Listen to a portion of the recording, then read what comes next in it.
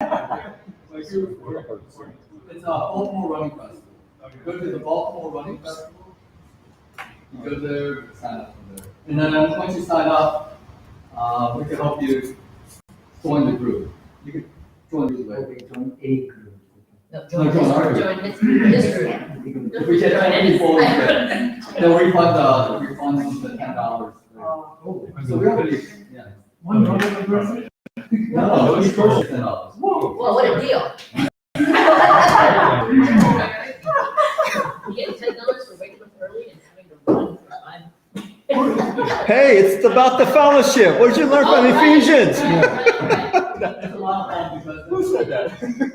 It's our praise leader. Half marathon and a full marathon on that day. Oh, Didn't mention so they're fellowship you can walk. weeks will help like this long. Yeah. What is that? You said you need somebody. Any volunteers? Yes, we'll have wheelchairs available for those who It's 3 months. Yeah. Anyway, it'll be a lot of fun. A lot of fun to get out there and participate and enjoy together. So, all right, we are continuing our series. Yes, I did. Is it coming up? Okay, oh, no matter. Just go. So what we're looking at. So last week we did the meaning of meaning, and my apologies. It ran a whole hour, which is long. I only want to go about 30 minutes, and it was a little bit involved. But today we're looking at happiness and meaning. But last week we looked at the context of meaning, and so I want to try to do quick reviews. Meaning requires context, as we looked at different words, different situations, always arises out of context. And the ultimate context is one's view of the world. So if you ask, what is the meaning of life? You got to first ask, well, in what context are you asking? And this is what enables us to get the highly relevant question, meaning of life, to the little bit more not abstract, but something we don't usually talk about, which is the religious framing or the philosophical framing, out of which you can answer that question. So I was reading Christianity Today, and I came across this. So different, you can have the same situation, different context, different meaning arise. So Christianity Today had this article on length of sermons. And, being a preacher, I'm very interested in length of sermons. And what they did was they asked preachers, how long did you think your sermon was? And then they asked the congregation, how long do you think the sermon was? And on average, the audience thought the sermon was 10 to 12 minutes longer than it actually clocked in. But the preacher thought it was about 10 minutes shorter than what he thought he was. And so you have a different perspective on that same event because of your framing, your understanding of that event. So I thought that was an interesting illustration for context, which is required for meaning to arise. But the question is, what is the relationship between happiness and meaning? So when I say happiness, I don't mean happiness group on the Chinese side, because their use of the Chinese word is more involved than the way we use the word happiness. So just think of happiness off on the street kind of meaning. So here's the first point. I only have 3 points today. Thank God, only 3 points. Happiness and meaning are not identical. They're related, but they're not identical. Now, that may seem like an obvious point, but it is something that we have to do. We want to focus on meaning because we think it is a weightier category than happiness in terms of trying to understand Christianity. So let me start by, this is Leo Tolstoy, and he's a Russian novelist along with Dostoevsky, two of the most well-known. And if you ever go on Google and type in top 100 novels of all time,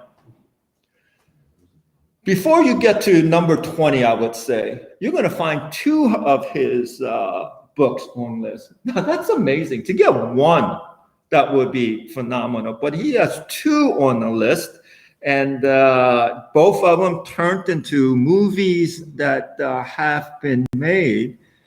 And Tolstoy, around the age 50, entered into sort of a midlife crisis because he found that he had all of the benefits of life.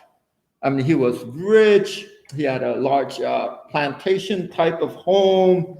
He was famous and well known. And you know how a lot of artists, you're going to have to die first before they recognize you. But they recognized him before he was dead. This is amazing. And so he had all of these things, but he hit this midlife crisis where he felt like it did not provide meaning. It provided pleasure, but not meaning. And so he goes on this journey. And so he wrote about it. And that's why we have this detailed information written by a world-class novelist about his internal journey of finding this meaning. And he says that when he was younger, he joined the army. And while he was in the army, he has this one phrase, not a crime I did not commit. So he lived, I guess, a debaucherous type of life within the army and kind of did everything that he wanted to do.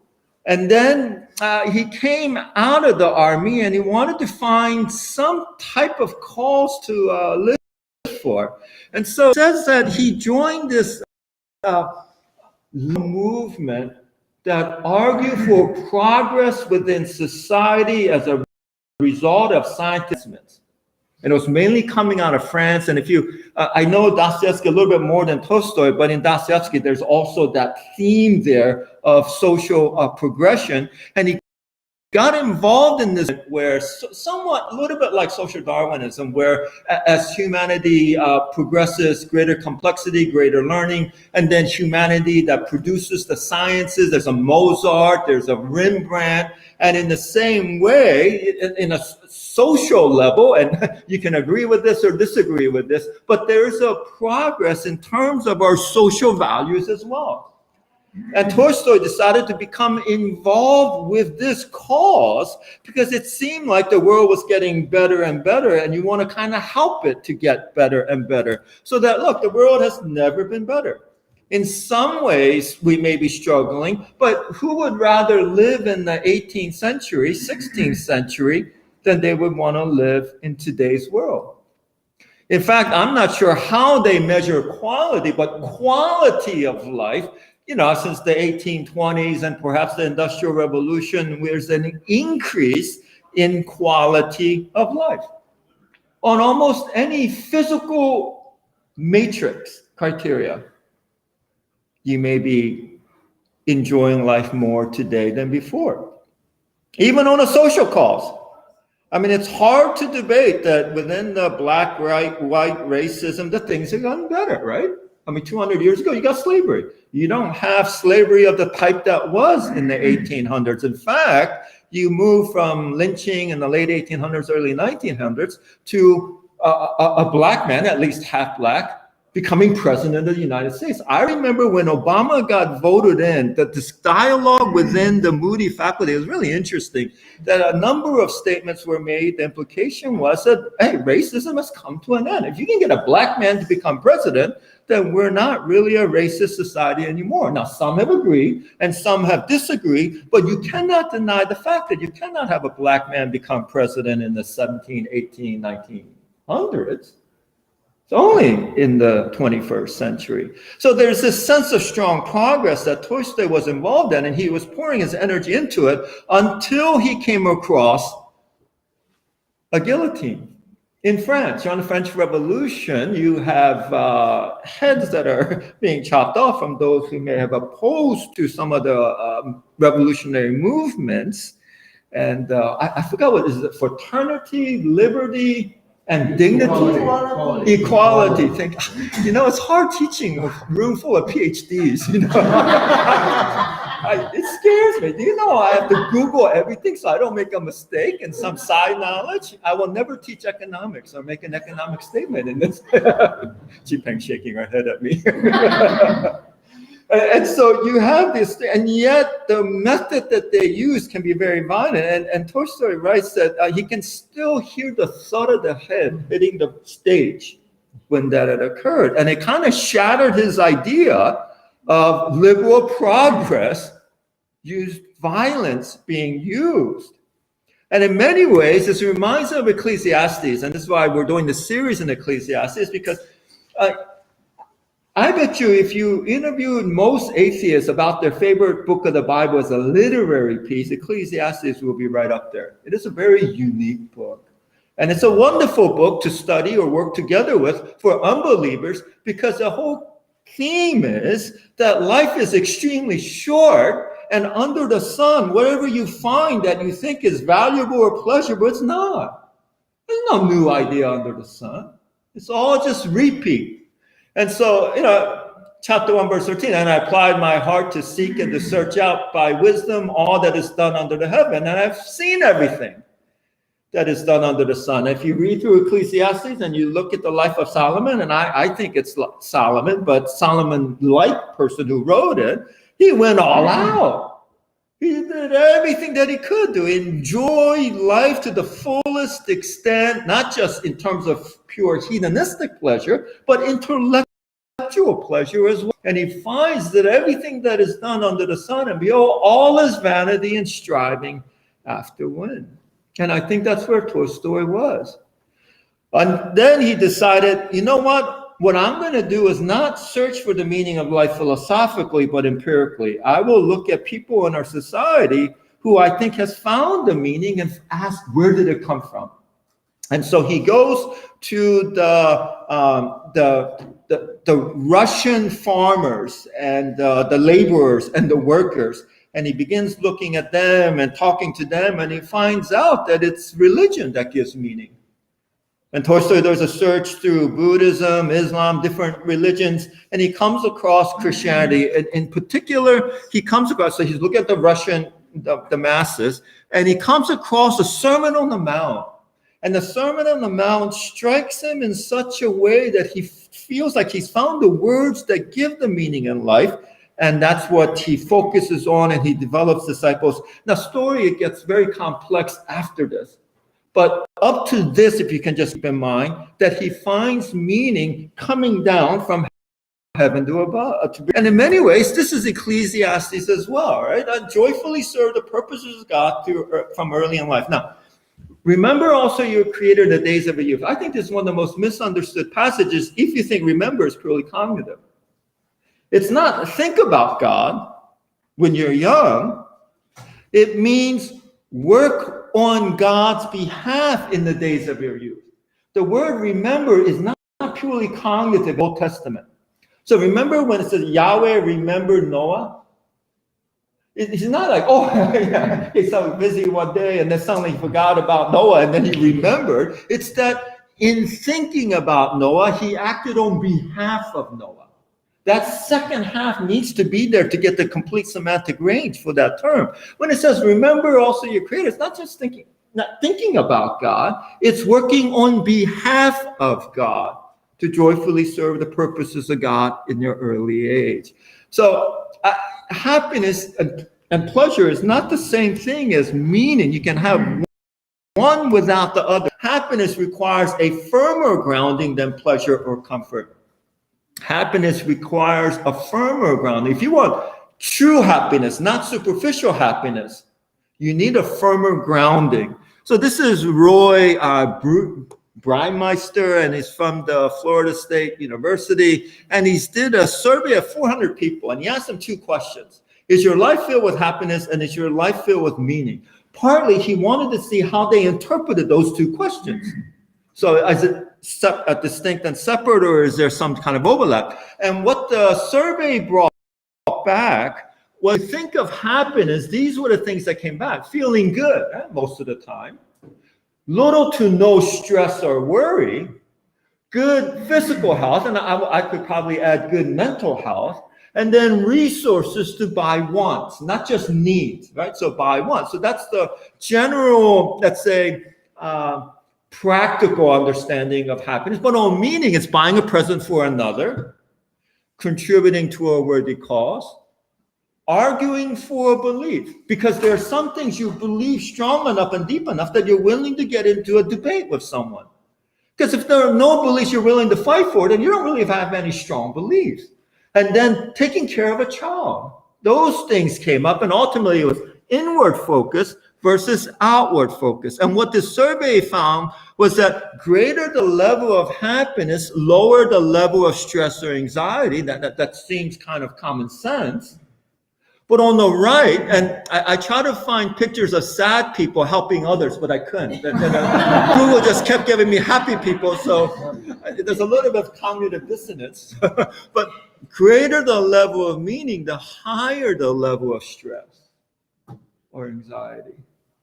You know, stress and anxiety are not bad in of themselves. It's what you're worried about. So that if you look at the life of Paul, he's a very stressed out guy. When I look at Paul and some of his autobiographical sections, I'm this happy-go-lucky kind of guy. Right? Happiness is not the first word that comes to mind when I think of Paul. And he's worried and anxious all the time. And apart from other things, there's a daily pressure on me of my anxiety for all the churches. Who is weak and I am not weak? Who is to fall and I am not indignant? I mean, if I was a modern day therapist, I would say, Paul, you're taking your job way too seriously, man. You need to separate your identity from your work. But Paul doesn't do that because it's not a job. It's not a career. It's a calling. You cannot separate calling from identity. That's why his name shifts from Saul to Paul, not on conversion, but when he's called to be an apostle on the first missionary journey to the Gentiles. But I want you to know how great a struggle I have for you and for those at Laodicea and for all whom I have not seen, who have not seen me face to face. Worry and stress in of themselves are not bad. It's actually what you're worried about. So the low happiness, did I miss something? Okay, low happiness, high meaning for having children. So that surveys return that when you have children, you're not the happiest person, but you have high degree of meaning. Now, those who do not have children may not think so. You may think that parents were just so giddy when they had their children. I tell you, I was far more worried. Now, there was a part of me that was positive, but far more of me that was worried and concerned. And am I going to be a good father? In fact, in South Korea, they're not having babies. We're the #1 country in the world where we're not having babies. In a couple of decades, we may not have enough people to support the elderly. Why aren't they having babies? Well, my husband and I like babies so much, but there are things that we have to sacrifice if we raise kids, right? Happiness and meaning, they're not the same. A 30-year-old sole financial company employee. So it's become a matter of choice between two things. And we agreed to focus more on ourselves. Because when you have babies, you're not happier. You may have more meaning, but it is daily pressures of concern. Your kid married and you're still concerned for them. Until the day you die, your kids. Few South Koreans are having babies. America, they're giving government incentives. I know in China, I think they're giving $16,000 or something if you have, or it's Russia. I don't know. It's one of those countries. I got so many statistics. But in Russia, the population is going down and all that. I think they're giving $16,000 if you have more than 10 kids. I thought, holy cow, that's not 10 kids, $16,000. You can Google it. I think it's Russia, but it's one of those countries. But China's experiencing the same thing. The one-child policy came to 2, became 3. Now they're paying people money to have babies because once you taste the good life, who wants to let it go? And having kids and raising them, what is it now? $800,000-900,000 in the U.S., including college tuition. That's a lot of money. Here, the financial burden is among several reasons South Koreans are reluctant to have children. Experts say housing and education costs, because in Korea, it's not just the public schools, but you have to pay for tutoring, every kid. If you want them to be competitive, you have to pay for private tutoring afterwards and then sending them off to college. Scarce jobs. In fact, one of the things that's happening in Korea is that the educated can't find jobs in the companies that they want. They're going overseas now. We're exporting them out.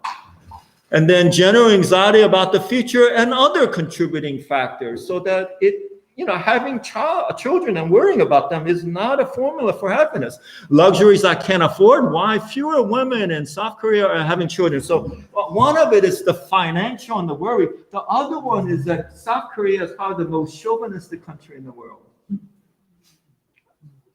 In terms of sexual harassment, rape, don't believe the Korean drama. Because women are still treated as second class. So that the outcry created this month by Seoul City government's advice for expectant mothers, including tips on how to cater to their husband's every need while heavily pregnant, has reignited the debate over why so many South Korean women are choosing not to have children, because they're already facing discrimination at work as a woman. Can you imagine being a mother? And then as a mother, you still have to take care of your husband while taking care of your children. The pressure is so much that they are not having children. That's one of the reasons. So that Roy Baumeister, he concludes, happiness without meaning characterizes a relatively shallow, self-absorbed, or even selfish life in which things go well, needs and desires are easily satisfied, and difficult or taxing entanglements are avoided. In other words, your life doesn't have weight. In Korea, I don't know if this is true in China, but my wife and I, we've been watching Korean drama and seeing a lot of overlap between Koreans and Chinese. I mean, the elite within Korea were all fluent in Chinese and the writing in Chinese, and that sets you apart as being highly educated versus just regular educated. And so in Korea, it says a person has muge. The word muge means weight. He's weighty.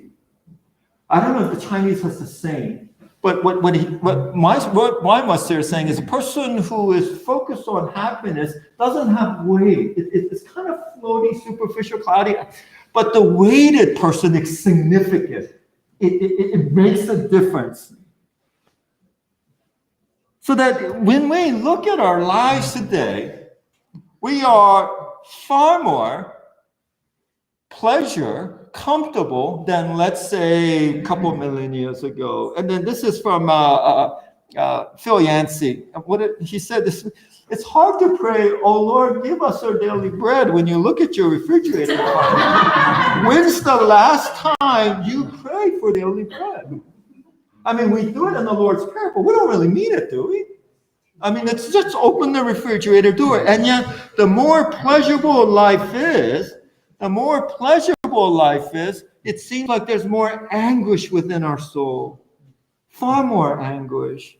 So that when you look at our lives, the three most common mental illness: anxiety, depression, PTSD syndrome.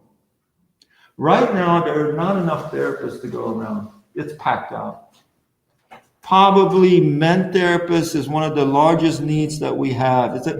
My wife says that there's and my daughter, Katie, I was talking to her, there's like a 6-month waiting list on average to get onto a therapist list, especially after the COVID issues, because mental illness and struggles are prevalent, even though our lives are getting easier in many ways.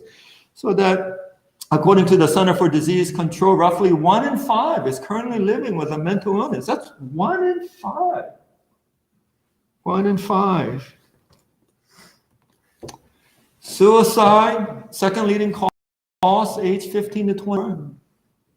And then teen suicide rates by gender, 17.9, 5.4 for every 100,000 is a major issue.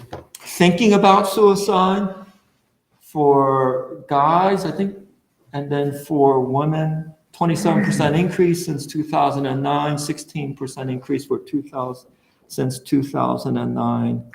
And then actually succeeding in committing suicide, 33% increase. Now, whether the numbers are exact or not, there's a steady increase in the percentage of our young people that are struggling with mental issues. Even though they have no reason on a level of physical comfort, opportunities for a lot of our society, it may be the best time to live. And yet they're struggling because we're not able to give them meaning, because Christianity no longer frames the way we think. If you go to the 15th century and you talked about meaning, the automatic framing, like European countries, the automatic framing is Christianity because that's part of your culture. But it is no longer so these days. This is Oshiki, and I think Diener. The 140,000 people that they surveyed out of 132 nations. And what they found is the wealthier the nation, the happier the people. And that seems to be happy pleasure. Poorer the nation, the less happier the people. That's a general tendency of what they found. And then what they concluded also is wealthier the nation, the less meaning in their lives. From the surveys that came in, there seemed to be less meaning in people in the nations that are wealthier. The poorer nations seem to exhibit a little bit more meaning in their lives as a general tendency. So that when you look, this is a therapist who says to the super wealthy, and he explains why they're so unhappy despite all their money. So they have all the pleasures and comfort, and yet true happiness they don't find in spite of all the money. That if you look here, and this is a picture of, I don't know if you know Succession, I think it's Netflix or HBO, one of the shows of the wealthy. But this is the same therapist. If I had $1 for every time I heard the term first world problems, right, my bank account would look similar to those of my clients. I worked as a psychotherapist, and my specialization is ultra high net worth individuals. What it finds is that then there struggles with purpose. Depression that sets in when you feel like you have no reason to get out of bed. Why bother going to work when the business you have built or inherited runs itself without you now? If all your necessities and much more were covered for the rest of your life, you might struggle with a lack of meaning and ambition too. My clients are often bored. I remember Viktor Frankl says it wasn't depression bringing people to his counseling as much as boredom. Boredom is a sign that you have no purpose in life or meaningful purpose. And too many times this leads to them chasing the next high, chemically or otherwise, to fill that void. And then what he says is the wealthier nation, so this is Japan, $34,000 GDP, 14.9 suicide rate per 100,000. And yet when you look at Sierra Leone, $400 per GDP, and yet 6.6. What he's saying is a lack of meaning in some of the wealthier nations is producing a higher suicide rate.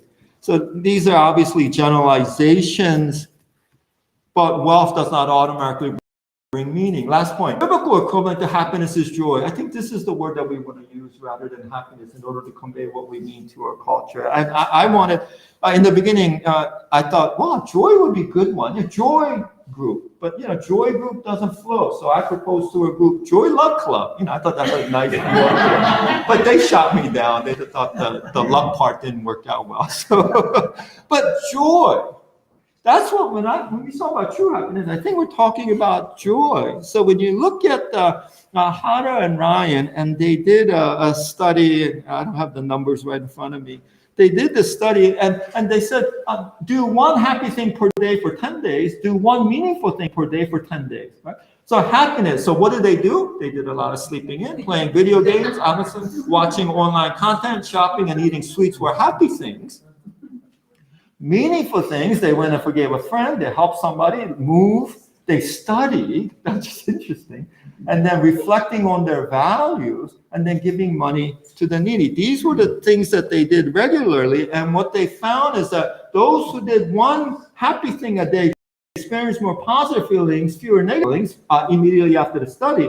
But 3 months later, the fading of the positive feelings, it dissipated. But on the right side, those who did meaningful things experienced less pleasurable feelings soon after the study. But 3 months later, notice they didn't use the word happy.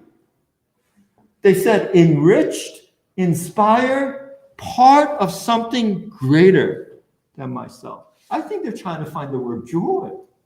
The biblical concept of joy arises when we live a meaningful life. So that when you look at these, pleasure as a form of happiness or meaning as the grounding for happiness, you get joy.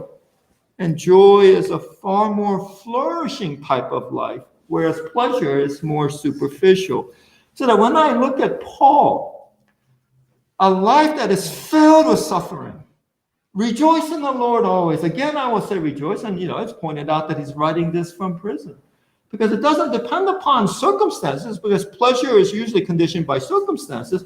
Joy is conditioned by whether you are fulfilling your calling. And that's a far greater measure of how to evaluate whether a life is lived well. And then Jesus, in that same hour, Luke 10, he rejoiced in the Holy Spirit when the disciples were sent out and they did all this ministry and they came back. And then they're like, oh, the demons were casted out in your name. And then Jesus says, yeah, that's great, but rejoice that your names are written in the book of life. And then here, for the joy set before him, to equate the cross not with happiness. It just doesn't click.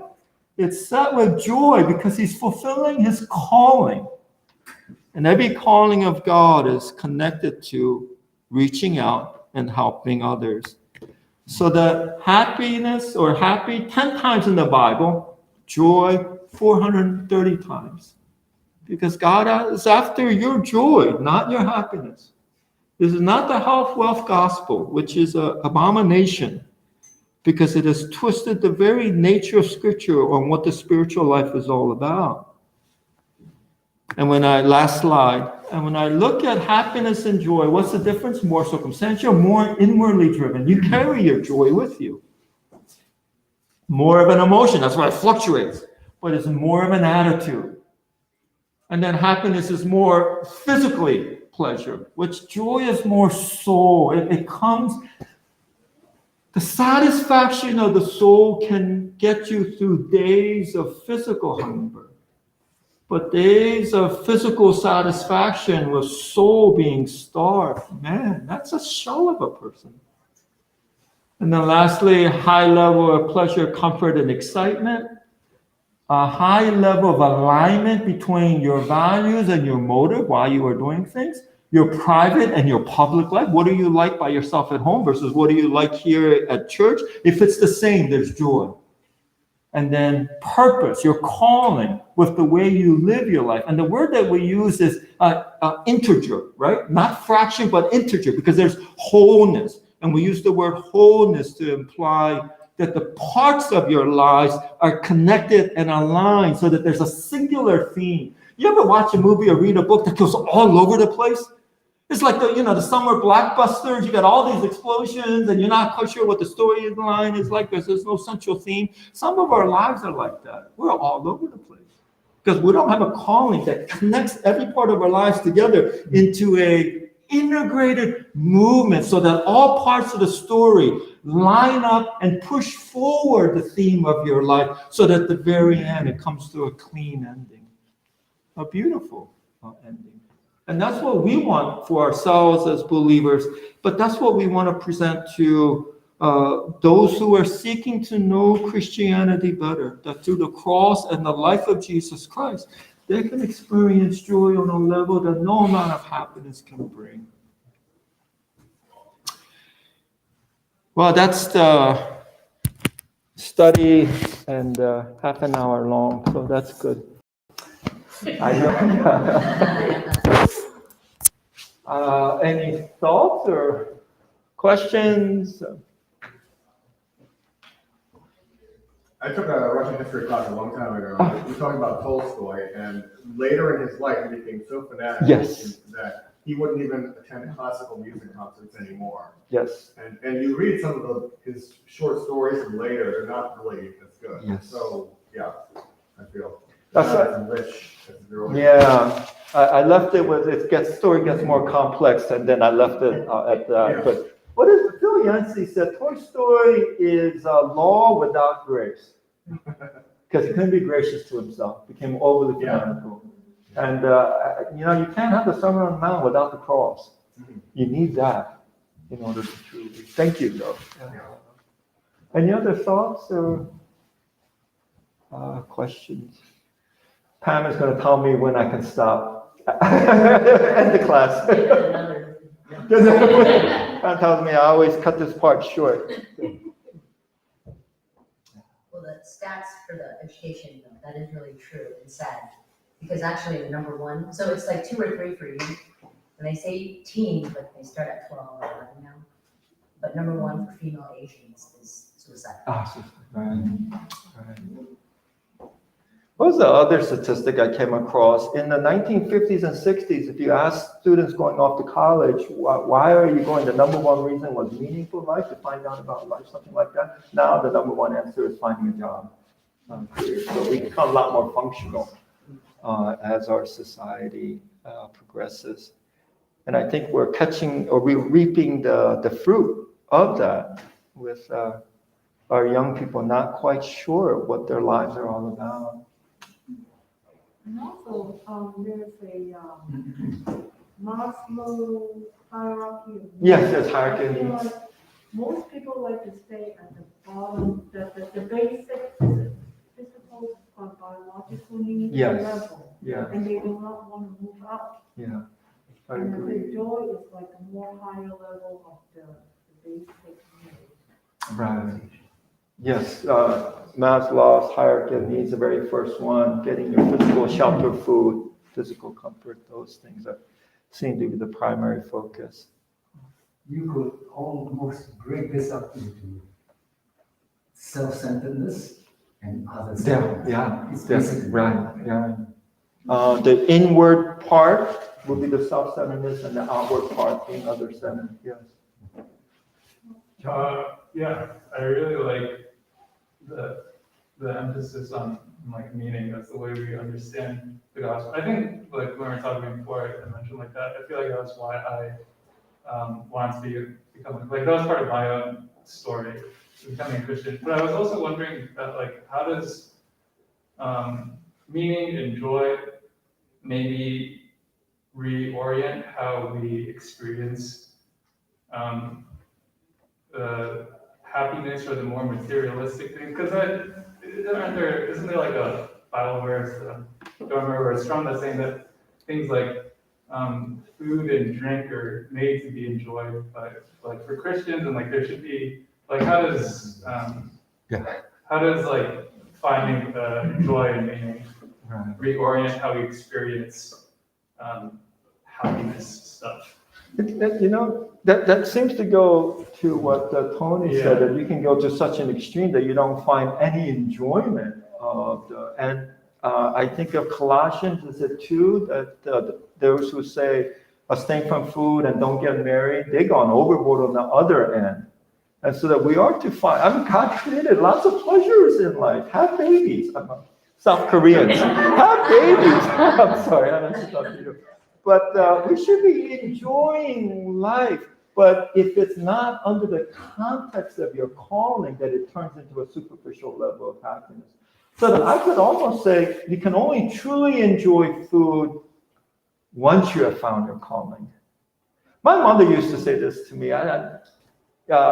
Some people eat to live and some people live to eat. Have you heard that thing? Yeah. And so if you live to eat, the pleasure of eating, the utility goes on quite a bit. This is the only thing I remember from economics class.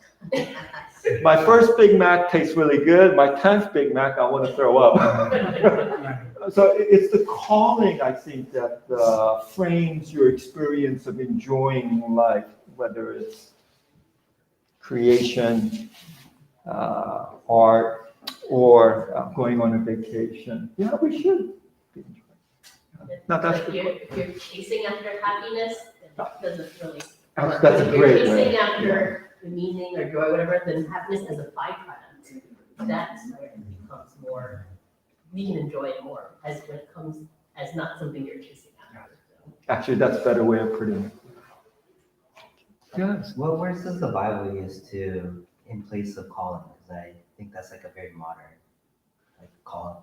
I think the word calling is found quite frequently. Specifically? Yeah. Anybody want to back me up on that? Yeah. Is it? Okay. Worthy of a calling. Yeah. Yeah. I preached that sermon. What T-Peg said. Yeah. We could probably generate a list, or you can Google too, but it is found quite often, and it has shades of meaning as well. Okay, because I know in Ecclesiastes, it says to enjoy the toils of your labor. Yes. So would you say that is the same thing as calling? Yeah, I think, Right, because in Ecclesiastes, it's less about, or at least the conclusion that I read, is not so much about calling, but it's like eat, drink, be merry, and then enjoy the toils of your labor, like, and also enjoy the presence of God. right. So you just said, and also, and that's Yeah. fine as an interpretation for me, under the framework of remembering God, that's the overarching theme. But Ecclesiastes is pretty clear, you're not going to find meaning and pleasure because it's not an issue of degree, right? You can sleep with 10 women or 1,000 women, Solomon, but at the end, you're not going to find meaning. But you can find enjoyment if it's done under the context of remembering God, and then for the Jew, it may be fruitful, multiply, or whatever. And so like the calling is like under the umbrella of like, which way? Oh, yeah. So last week we had mission and then calling. Okay.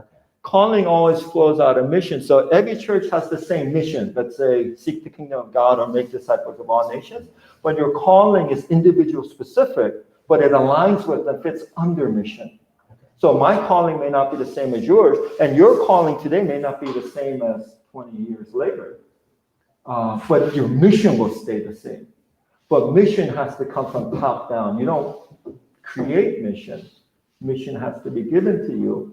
And then calling is when you look at your personality, your training, your opportunities, and then what you like to do. I don't think God calls you to do things that you don't want to do or like to do. And you take all of those and you say, how can I fulfill my mission in the specific context in which I am living? And then you find it. And, just I got kicked out of college for a year, low grades. Sorry. So that's why I went back. In that 1 year off, I had no purpose, but I had a lot of pleasure. Man, the college days, my wife's not here, so but I mean, drinking, and we were doing weekend gambling sessions, and man, whatever we want to do. There were classes where I went just 2 times a year at the semester, midterm and final. And that's how, and then after about a year and a half, I was the saddest person. I went and got a student guarantee loan, took the $2,500 and went out and bought a stereo set. That was for my tuition. And after I bought the stereo, I was like one of the most popular guys. I was invited to a lot of parties because it was my stereo, and it was a Bang & Olufsen with the M&K speakers and all of that. So I was very popular, and I was supposed to use that for tuition. So what I did was I got a job at a newsstand, working 20 hours a week to make up the $2,500 to pay the tuition before my father found out. That's part of my story. But I was doing a lot of things pleasure-wise, but it just was not happy. And then I took the year off, and it wasn't how to become happy, it was how to find meaning in life. And it was then that I felt this calling into ministry, and I thought, what am I going to do in the ministry? I'm an introvert. What am I going to do? I don't like people that much. How can you do ministry? And when I went back to school, I met my new roommate was a Christian, and we said, let's start a Bible study together. And so he and I started a Bible study together, and it got to about 30 guys. And we were having this picnic to attract people. And my roommate, who was far more mature than I, he was supposed to give the message at the picnic. And he couldn't come. He got called in. He said, David, you got to do it. I've never, given a message or whatever. And I'm just twirling and filled with anxiety. And then I still remember it was near CMU. There's this hill, a park, and we were up there, and I got up to give this 15-minute message, first time ever. And I got up and I was starting the message, and I just felt like, this is what I'm supposed to do.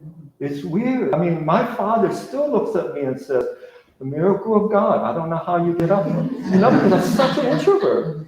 But I just sensed it. So if I didn't like or wanted to do it, I don't think I would have ever called to do it. But I didn't know until I actually tried.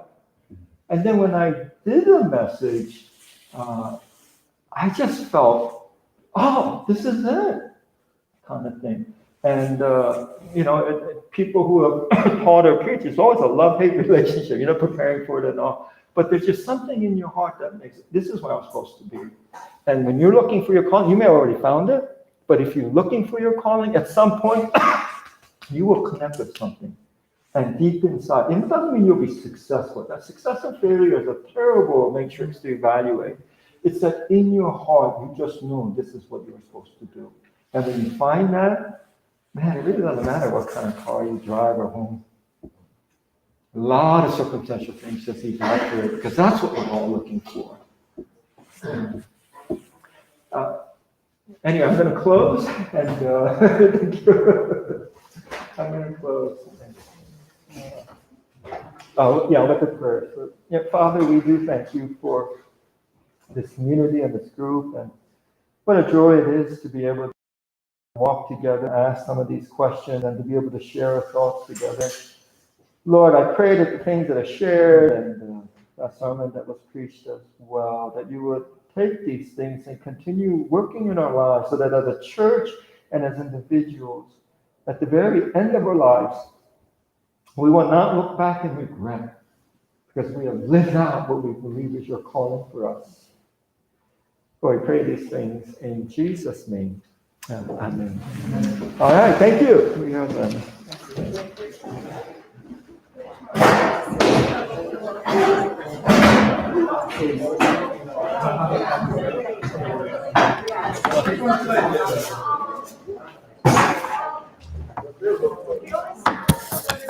Did it record?